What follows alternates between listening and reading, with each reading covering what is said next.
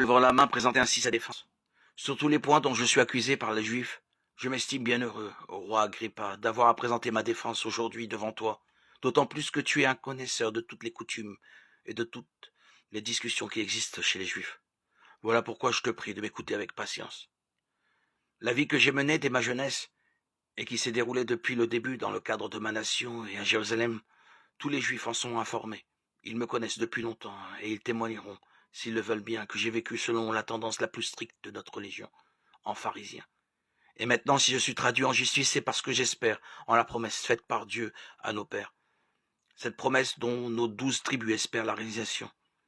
Elle qui rend un culte à Dieu jour et nuit avec persévérance. C'est pour cette espérance que je suis accusé par les Juifs, ô roi.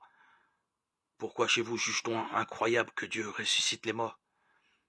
Pour moi, j'ai cru que je devais tout faire pour m'opposer au nom de Jésus de Nazareth et je l'ai fait à Jérusalem.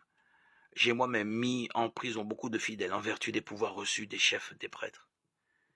Et quand on les tuait, j'ai apporté mon suffrage. Souvent, je passais dans toutes les synagogues en leur faisant subir des sévices pour les forcer à blasphémer. J'en étais arrivé à une telle folie contre eux que je les poursuivais jusque dans les villes étrangères. C'est ainsi qu'allant à Damas, muni de pouvoir et de délégation des chefs des prêtres, en plein midi, sur la route, j'ai vu, ô roi, venant du ciel une lumière plus éclatante que le soleil, qui m'enveloppa de son éclat ainsi que ceux qui m'accompagnaient.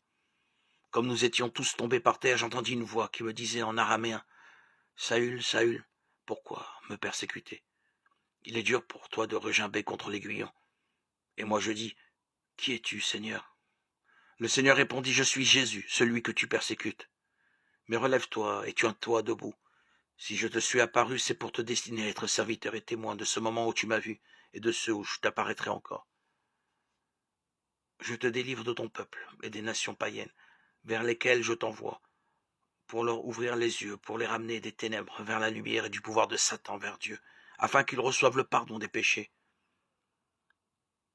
et une part d'héritage avec ceux qui ont été sanctifiés grâce à la foi en moi. »